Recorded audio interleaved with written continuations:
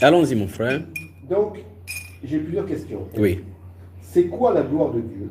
Là. La gloire de Dieu. C'est quoi la gloire Très de bien. Dieu? Il y a-t-il plusieurs significations de la gloire? Absolument. Dans la Bible, il y a plusieurs significations. Ouvre Hébreux chapitre 1. On voit la première signification. C'est quoi la gloire de Dieu? Parce que les gens disent que non, il faut qu'on voit la gloire sur toi. Il faut qu'on voit la gloire sur toi. Ils ne savent pas que la gloire, c'est Jésus.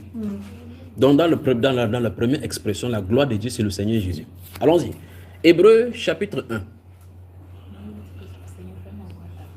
C'est quand Moïse lui disait dans Hébreux chapitre 33, il disait c'est Jésus qui demandait. Il causait avec une autre expression qui n'est pas Jésus. C'est pour ça que Jésus est l'expression visible de Dieu. Non, c'est pas méchant de dire Seigneur, fais-moi voir ta gloire. Il a déjà fait voir la gloire. Tu veux encore chercher quoi? Tu ne peux plus prier comme Moïse fait. Moïse, la Bible, Jésus a dit que plusieurs prophètes ont voulu voir ce que vous voyez et n'ont pas vu. Et là, Jésus parle à ceux qui étaient physiquement avec lui, qui le voyaient physiquement. Maintenant, Pierre qui était avec Jésus dit que la chose la plus glorieuse encore, c'est après la croix. Donc, c'est ceux qui vivent après la croix quand Jésus n'est pas sur la terre, qu'il est venu les partir. C'est encore plus, ils sont plus glorieux, encore plus par rapport à eux qui ont vécu avec Jésus. On y va là, Hébreux.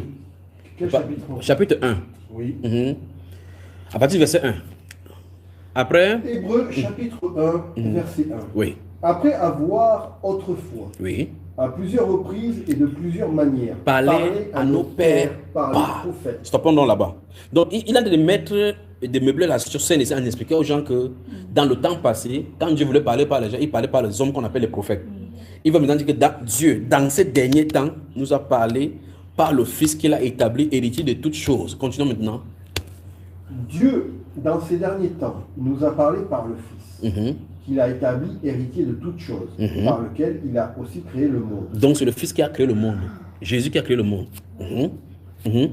Et qui est le reflet de sa gloire, l'empreinte de sa personne, le reflet de sa gloire. Jésus est le reflet de la gloire de Dieu. Donc quand Moïse dit, Seigneur, fais-moi voir ta gloire, c'est Jésus dont il cherchait. Donc il y a plusieurs expressions comme ça. On l'appelle gloire d'Israël. Donc Jésus est la gloire d'Israël. Toutes les autres expressions maintenant découlent de lui. Que ce soit la gloire, on va voir la gloire de Dieu sur toi. Mais ce que les dénominations disent là, c'est la richesse. Hein? C'est ça. Donc la première expression donc, de la gloire de Dieu, dont l'expression visible, c'est le Seigneur. Donc il y a plusieurs expressions. On va y revenir dans un autre cadre. Quand on demande qu'ils appellent aussi 75, 87, 41, 21, chacun reste celui d'or. Parce que c'est ça qu'il va appeler, il va parler de questions. Maintenant, il lit seulement. Des questions, posez des questions.